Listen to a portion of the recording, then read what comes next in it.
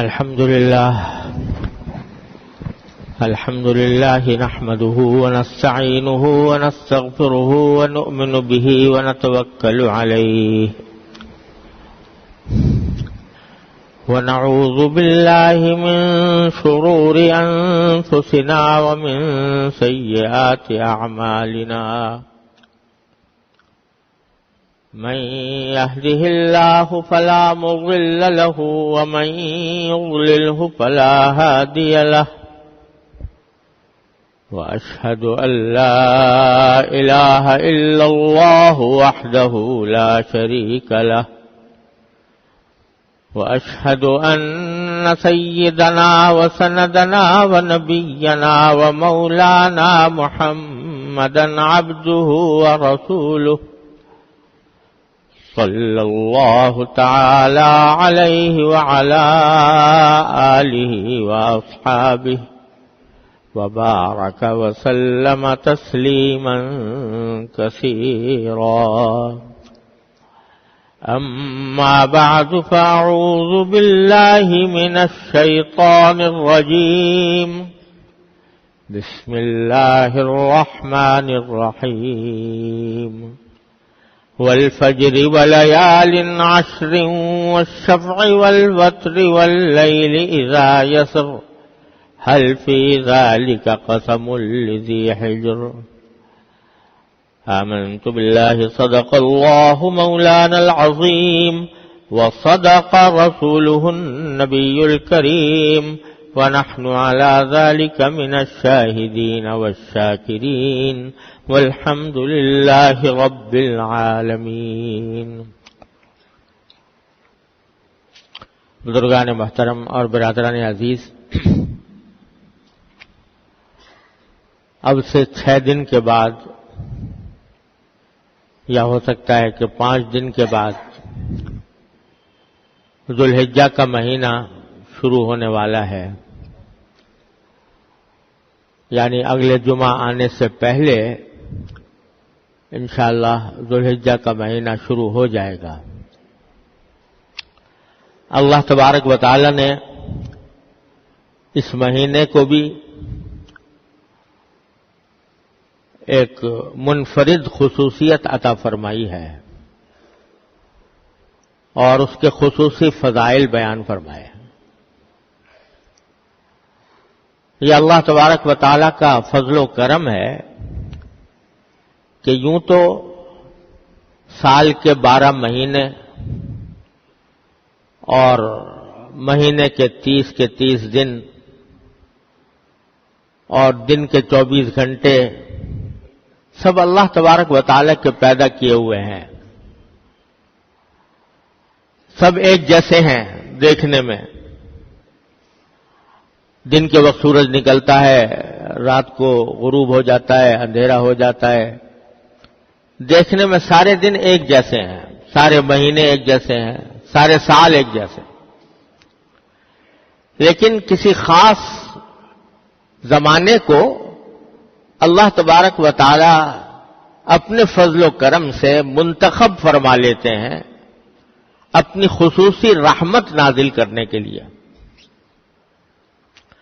اور جب اس کو اپنی طرف منسوب فرما دیتے ہیں یا اپنی رحمت کے لیے اس کو منتخب فرما دیتے ہیں تو اس میں دوسرے دنوں اور مہینوں کے مقابلے میں زیادہ تقدس پیدا ہو جاتا ہے، ورنہ سب برابر ہے.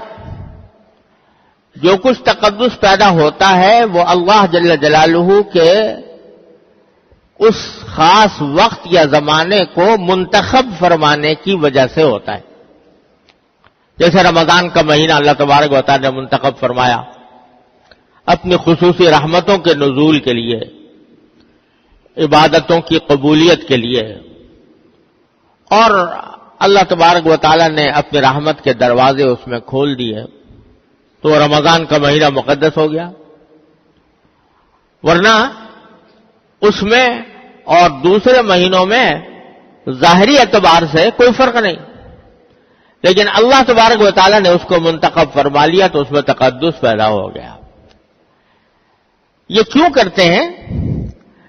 اس کی وجہ یہ ہے اللہ تبارک و تعالی ہی بہتر جانتے ہیں، لیکن ہم جیسے لا علموں کو اس کی وجہ یہ سمجھ میں آتی ہے کہ انسان جب اپنے دنیا کے کام دھندے میں لگتا ہے تو کام دھندے میں لگنے کی وجہ سے وہ اپنے اصل زندگی کے مقصد سے بعض اوقات دور ہو جاتا ہے یا اس کو بھولا بیٹھتا ہے۔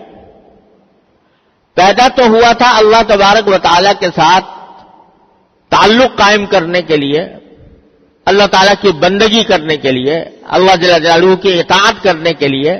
وما خلقت الجن والانس الا لیعبدون، اللہ تعالیٰ نے فرمایا کہ میں نے انسان اور جنات کو صرف اپنی بندگی کے لیے پیدا کیا ہے۔ بندگی کے معنی ہے کہ اللہ تعالیٰ کے حکم کی اطاعت، اس کے لیے پیدا کیا۔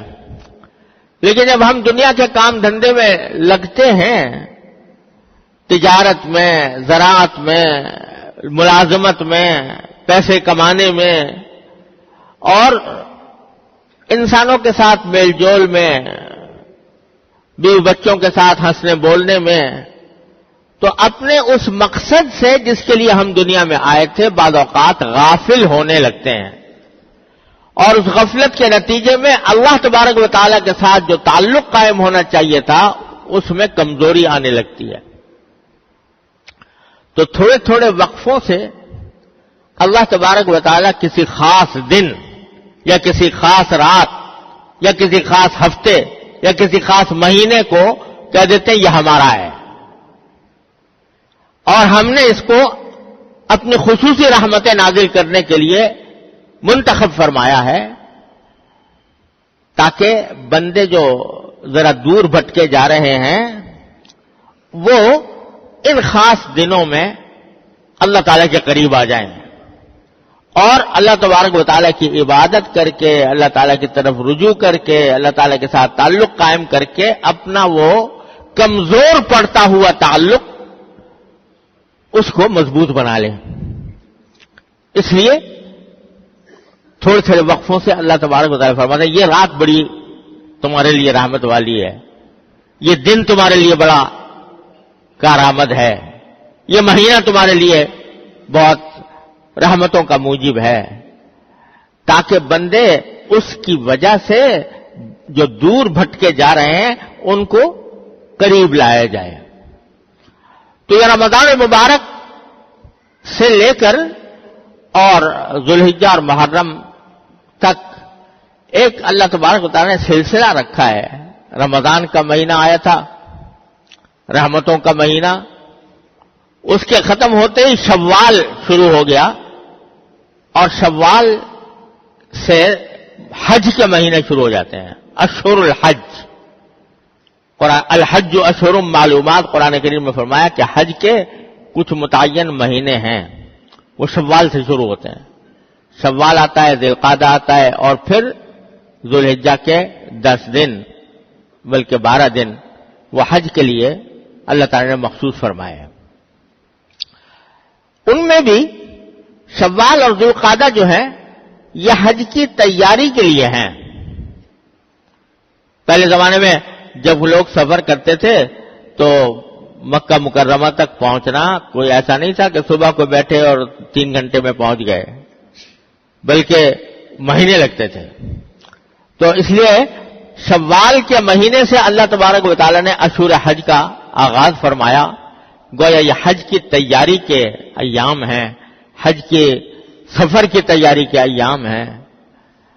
اور پھر ذوالحجہ کا جو مہینہ آیا جس میں اصل حج ہونے والا ہے، اس کو اللہ تبارک و تعالی نے چند کاموں کے لیے مخصوص کر لیا۔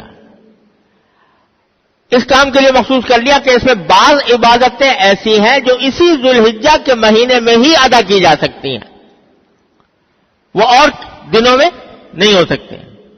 مثلا حج ہے، عرفات کے اندر وقوف ہے، 9 ذوالحجہ کو اللہ تبارک و تعالی نے یہ حج کا سب سے اعلیٰ رکن مقرر کیا ہے، وہ عرفات کے میدان میں لوگ جمع ہوں، ظہر کے بعد سے کھڑے ہو کر اللہ تعالیٰ کے حضور دعائیں کریں، ذکر کریں، استغفار کریں۔ یہ اتنی عظیم عبادت، لیکن یہ صرف 9 ذوالحجہ کے ساتھ مخصوص ہے. آج بھی وہی عرفات کا میدان ہے, آج بھی وہی جگہ ہے, جبل رحمت ہے, مسجد نمرہ ہے, وہی جگہ ہے. لیکن آج جا کر کوئی آدمی صبح سے لے کے شام تک وقوف کرے, کچھ بھی نہیں ہوگا. یعنی حج کی کوئی فضیلت حاصل نہیں ہوگی. اس خاص دن کے اندر اللہ تبارک و تعالیٰ نے وہ فضیلت رکھ دی ہے. بتلانا یہ منظور ہے وہی بات کہ کسی چیز میں تقدس اپنی ذات سے پیدا نہیں ہوتا, ہمارے اس کو منتخب کرنے سے پیدا ہوتا ہے, ہمارے اس کو نسبت دینے سے پیدا ہوتا ہے, ویسے نہیں پیدا ہو جاتا. تو اس واسطے ذوالحجہ کے مہینے میں اللہ تعالیٰ نے اس مہینے کو منتخب کیا حج کے لیے, جو اور کسی مہینے میں وہ عبادت ادا نہیں ہو سکتی, ذوالحجہ میں ہو سکتی. قربانی کے لیے منتخب کیا کہ قربانی بھی سارے سال اور دنوں میں آپ 1000 بکرے ذبح کرتے رہو, قربانی کی عبادت ادا نہیں ہوگی. 1000 گائیں ذبح کرتے رہو, قربانی کی عبادت ادا نہیں ہوگی. لیکن 3 دن منتخب فرما لیے, 10, 11, 12 ذوالحجہ. اس میں کہہ دیا کہ جتنی تم جانور کے گلے پر چھری پھیرو گے اس سے زیادہ اللہ تبارک و تعالیٰ کو ان دنوں میں کوئی عمل محبوب نہیں. 3 دن میں کر رہے ہو تو وہ اللہ تبارک و تعالیٰ کے ہاں قرب کا ذریعہ بن رہا ہے, تقرب کا ذریعہ بن رہا ہے, تمہارے اعمال میں اضافے کا ذریعہ بن رہا ہے, تمہارے درجات اس سے بلند ہو رہے ہیں. وہی کام 9 ذوالحجہ کو کر لو یا 13 ذوالحجہ کو کر لو یا 14 کو, تو کچھ بھی نہیں, قربانی کی کوئی عبادت نہیں ہوگی. اللہ تعالیٰ نے ان دنوں کو اس کام کے لیے مخصوص کر لیا. تکبیر تشریق ہے جو 9 ذوالحجہ سے لے کر اور 13 ذوالحجہ تک جاری رہتی ہے. ہر نماز کے بعد بلند آواز سے تکبیر کہنا, اللہ اکبر لا الہ الا اللہ واللہ اکبر للہ الحمد. یہ تکبیر تشریق انہی دنوں میں مشروع ہے. آج پڑھ لو, یہ تو اللہ کی بڑائی کا بیان ہے نا, اللہ تعالیٰ کی بڑائی کا بیان ہے. اللہ اکبر لا الہ الا اللہ واللہ اکبر وللہ الحمد. اللہ تعالیٰ کی کبریائی کا بیان ہے, اللہ تعالیٰ کی بڑائی کا اظہار ہے, اللہ تعالیٰ کی حمد کا اظہار ہے. لیکن آج کر لو تو وہ تکبیر تشریق کا کوئی فائدہ حاصل نہیں ہوگا, وہ ثواب نہیں ملے گا. یہ بتانا منظور ہے کہ جب ہم کہہ دیں اس وقت تو ہے وہ عمل اللہ تبارک و تعالیٰ کے ہاں مشروع اور قابل ثواب, اور اپنی عقل سے تم کوئی وقت مقرر کر لو کسی کام کے لیے, اس میں کوئی ثواب نہیں, اس میں کوئی اجر نہیں. تو یہ اللہ تعالیٰ نے ذوالحجہ کے مہینے کو چند ایسی عبادتوں کے لیے مخصوص فرمایا ہے جو سال کے کسی اور مہینے میں ادا نہیں ہو سکتے. اور یہیں سے یہ سبق ملتا ہے جو بہت بڑا سبق ہے کہ کسی چیز کا عبادت ہونا, کسی چیز کا عبادت اور طاعت ہونا اور اللہ تعالیٰ کے ہاں موجب اجر و ثواب ہونا, اس کے لیے یہ ضروری ہے کہ قرآن و سنت میں یا صحابہ کرام کے عمل میں اس کی کوئی اصل موجود ہو, تب تو ہے وہ عبادت. اور جس چیز کے اندر نہ تو قرآن میں اس کا حکم آیا, نہ رسول کریم سرور دو عالم صلی اللہ علیہ وسلم نے اس کا حکم دیا, نہ صحابہ کرام کے عمل میں اس کا کوئی ثبوت ہے, ایسی چیز اگر ہم عبادت سمجھ کر کریں گے تو وہ عبادت نہیں ہوگی, وہ بدعت بن جائے گی. بدعت کے معنی ہے ایک ایسی نئی چیز اپنی طرف سے ایجاد کرنا کہ جو قرآن و سنت اور صحابہ کرام کے عمل سے ثابت نہیں, اس کو عبادت سمجھ کے کرنا, یہ چیز جو ہے یہ اس کو بدعت بنا دیتی ہے. اور حدیث میں رسول اللہ صلی اللہ علیہ وسلم نے ارشاد فرمایا کہ کل بدعت ضلالہ, ہر بدعت گمراہی ہے. جیسے میں ابھی مثال دے رہا تھا نا تکبیر تشریق کی, اللہ کی بڑائی کا بیان ہے نا.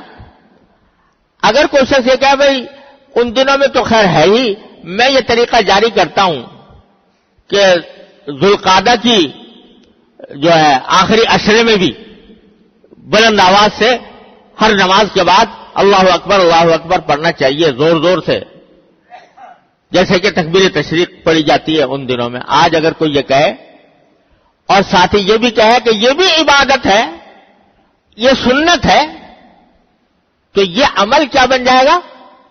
یہ بدعت بن جائے گا. کیوں؟ اس لیے کہ اللہ تعالیٰ نے جس جگہ اس کو مشروع کیا ہے اس جگہ کے اندر اگر آپ کرو گے تو وہ سنت ہے، وہ باعث اجر و ثواب ہے. لیکن اگر کوئی شخص اور اپنی طرف سے شروع کر دے تو یہ بدعت ہے، یعنی دین میں اپنی طرف سے اضافہ ہے. حالانکہ دیکھنے میں کوئی بری بات نہیں لگ رہی، اللہ کی بڑائی کے بیان ہو رہا ہے، لیکن غلط جگہ پر ہو رہا ہے، غلط عقیدے کے ساتھ ہو رہا ہے، لہذا وہ بدعت بن گئی اور وہ جائز نہ رہی. یا یہ کہ جیسے ایک زمانے میں ایسا ہوا تھا کہ جس دن عرفات میں حاجی جمع ہوتے ہیں اور وہاں پر وقوف کرتے ہیں 9 ذی الحجہ کو، تو بعض لوگوں کے دل میں یہ خیال آیا کہ بھئی وہاں پر لوگ میدان عرفات میں جمع ہیں، اللہ تعالیٰ کی عبادت کر رہے ہیں، چلو ہمارے پاس بھی ایک میدان ہے ہمارے شہر کے باہر، سب لوگ وہاں جمع ہو جائیں، ہم بھی دعا کریں. اس کو یہ ایک زمانے میں یہ ایک رسم نکلی تھی، اور ہوا یہ کہ لوگوں نے آپس میں ایک دوسرے سے کہا بھئی وہ اس کی مشابہت اختیار کرنے کے لیے عرفات کے میدان کی، اور عرفات کے میدان میں جو عبادت ہو رہی ہے اس کی مشابہت اختیار کرنے کے لیے چلو بھئی ایک سارے شہر والے اپنے شہر کے باہر ایک میدان میں جمع ہوں گے اور وہاں بھی سارا دن گزاریں گے اور وہیں پر نفلیں پڑھیں گے اور دعا کریں گے اور کھڑے ہوں گے اور وقوف کریں گے. یہ سلسلہ شروع ہوا تو علماء کرام نے اس کی مخالفت کی. اس کو تعریف کہتے تھے، فقہ کی کتابوں میں لکھا ہوا ہے اس کو تعریف کہتے ہیں، یعنی عرفات منانا کہ وہاں عرفات میں لوگ جمع ہو رہے ہیں، ہم یہاں پر میدان میں جمع ہو کر وہی کام کریں گے. تو علماء کرام نے فرمایا کہ یہ بدعت ہے، کیونکہ اللہ تبارک و تعالی نے اس عبادت کے لیے اس جگہ کو خاص فرمایا، اس زمانے کو خاص فرمایا، اس کے علاوہ کہیں اور کرو گے تو یہ عبادت نہیں ہے، یہ اپنی طرف سے اپنا ایک شوق پورا کرنا ہے. اور دین شوق پورا کرنے کا نام نہیں، دین اللہ جل جلالہ کی اور اللہ کے رسول صلی اللہ علیہ وسلم کی اطاعت کا، اتباع کا نام ہے. اس واسطے بدعت ہو گیا. تو بہت سی بدعتیں جو ہمارے معاشرے کے اندر رواج پا گئی ہیں، بعض لوگ کہتے ہیں بھئی اس میں کیا خرابی ہے، یہ تو اللہ کا نام لینا ہو رہا ہے، یا یہ اس میں لوگ جمع ہو رہے ہیں اور قرآن شریف ختم کر رہے ہیں یا کچھ اس طرح کی باتیں. تو وہ اس لیے بات غلط ہے کہ عبادت وہی ہے جو اللہ اور اللہ کے رسول صلی اللہ علیہ وسلم نے جس کو عبادت قرار دیا، جس کو صحابہ کرام نے جس پر عمل کیا. اپنی طرف سے گھڑ کر ہم کوئی طریقہ ایجاد کر لیں وہ عبادت نہیں ہوتی، نہیں کہلاتی. تو یہ ایک بہت بڑا سبق ہے جو ذوالحجہ کے مہینے سے ہمیں مل رہا ہے. اس کی ذوالحجہ کی پہلی 10 راتیں ان کے لیے کچھ خاص احکام نبی کریم سرور عالم صلی اللہ علیہ وسلم نے عطا فرمائے ہیں. پہلا حکم جو دیا ہے وہ ذوالحجہ کا چاند دیکھتے ہی یہ فرمایا کہ جس شخص کو قربانی کرنی ہو، جس شخص کو قربانی کرنی ہو تو وہ ذوالحجہ کا چاند دیکھنے کے بعد اپنے بال نہ کاٹے، اپنے ناخن نہ کاٹے. یعنی 10 دن اس طرح گزارے کہ اس دوران نہ بال کاٹے نہ ناخن کاٹے. یہ مستحب ہے، رسول اللہ صلی اللہ علیہ وسلم نے اس کی ترغیب دی ہے. صحیح مسلم کے اندر اس کی حدیث موجود ہے. تو اس میں یہ حکم دیا گیا ہے کہ بھئی بال نہ کاٹو اور ناخن نہ کاٹو، یہاں تک کہ جب قربانی کر لو تو پھر بے شک بال بھی کاٹ لو، ناخن بھی کاٹ لو۔ یہ اس شخص کے لیے ہے جس کو قربانی کرنی ہو۔ قربانی یا تو فرض ہی نہیں کسی ذمہ، یا وہ کرنا نہیں یعنی فرض نہیں ہے اور وہ کرنا بھی نہیں چاہتا۔ بعض لوگ تو ایسے ہوتے ہیں نا کہ اگرچہ فرض نہیں ہے ان کے ذمہ لیکن کرنا چاہتے ہیں، ان کا بھی یہی حکم ہے۔ اور جو کرنا ہی نہیں چاہتا، فرض بھی نہیں ہے، کرنا بھی نہیں چاہتا، تو اس کے لیے یہ حکم نہیں ہے۔ حکم اس کے لیے ہے کہ جو قربانی کرنا چاہتا ہو، چاہے واجب چاہے نفلی۔ یہ حکم نبی کریم صلی اللہ علیہ وسلم نے دیا ہے کہ ناخن نہ کاٹو، بال نہ کاٹو۔ اب اللہ تعالیٰ نے جو حضور اقدس صلی اللہ علیہ وسلم نے ایک حکم دے دیا تو ہمارا کام تو یہ ہے کہ اس کی تعمیل کریں۔ اس کی کیوں دیا، کیا حکمت ہے اس میں پڑھنے کی ضرورت ہے نہیں، لیکن علماء کرام نے چونکہ ہر حکم ایسا ہوتا ہے، کوئی نہ کوئی حکمت اس میں ہوتی ہے، تو زیادت اطمینان کے لیے بعض علماء کرام نے یہ فرمایا کہ یہ حکم اس لیے دیا کہ یہ زمانہ ہے حاجیوں کے حج پر جانے کا، احرام باندھنے کا۔ جب حاجی حج کا احرام باندھتا ہے تو اس کے اوپر بہت سی پابندیاں عائد ہوتی ہیں۔ سلا ہوا کپڑا نہیں پہن سکتا، خوشبو نہیں لگا سکتا، بال نہیں کاٹ سکتا، ناخن نہیں کاٹ سکتا جب تک کہ حالت احرام میں ہے۔ تو جو لوگ حج کو نہیں گئے اور قربانی کرنے والے ہیں، ان کو بھی تھوڑا سا حصہ ان پابندیوں کا ان کے اوپر بھی بطور استحباب عائد کر دیا گیا۔ تم بھی ایسی پابندیاں کر لو 8-9 دن تک، تو بال نہ کاٹو، ناخن نہ کاٹو۔ تو تھوڑی سی مشابہت پیدا کر دی، کس کے ساتھ؟ ان لوگوں کے ساتھ جو حج کا احرام باندھ کر گئے ہیں اور ان کے اوپر بہت سی پابندیاں عائد ہوئی ہیں۔ ان کے ساتھ مشابہت پیدا کرنے کے لیے یہ ایک مستحب قرار دے دیا گیا، تاکہ جب میدان عرفات میں اللہ تبارک و تعالیٰ کی رحمت کی بارشیں برس رہی ہوں تو اس کا کوئی چھینٹا ہمارے اوپر بھی آ جائے، جنہوں نے ان کی مشابہت اختیار کی کہ تیرے محبوب کی یا رب شباہت لے کے آیا ہوں، حقیقت اس کو تو کر دے، میں صورت لے کے آیا ہوں۔ تو یہ اس نقطہ نظر سے شاید یہ حکم دیا گیا ہو، لیکن جیسے میں نے عرض کیا، یہ مشابہت پیدا کرنا اسی وقت عبادت ہے جب سرکار دو عالم صلی اللہ علیہ وسلم نے فرما دیا۔ اپنی طرف سے کوئی کہے بھائی میں بھی احرام باندھ کے رہوں گا ان دنوں میں، اور وہ پابندیاں جو حالت احرام میں ساری اٹھاؤں گا، سلا ہوا کپڑا نہیں پہنوں گا، خوشبو نہیں لگاؤں گا اور سر نہیں ڈھکوں گا وغیرہ، تو یہ بدعت ہو جائے گا، کیونکہ حضور نے اس کا حکم نہیں دیا۔ حضور نے حکم دیا کتنا؟ بال نہ کاٹو اور ناخن نہ کاٹو، بس اس حد تک آپ نے حکم دیا، تو اس حد تک شباہت اختیار کرنا باعث اجر و ثواب ہوگا انشاءاللہ۔ دوسری بات یہ فرمائی کہ عشرہ ذی الحجہ کا جو 10 دن ہیں، یہ اللہ تبارک و تعالیٰ کو اپنی عبادت کے لیے بہت محبوب ہیں۔ یعنی رمضان کے بعد کوئی زمانہ اللہ تعالیٰ کو اپنی عبادت کے لیے اتنا پسند نہیں جتنا یہ دن ہے۔